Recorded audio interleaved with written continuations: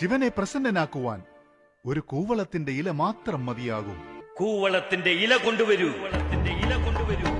വിളിക്കണം ശിവനെ. ഇവരെല്ലാം അനർത്ഥമായി ദൈവമെന്ന് കരുതി പൂജിക്കുന്ന ആ ശിവനെ നീ ഇപ്പോൾ തന്നെ വിളിക്കണം.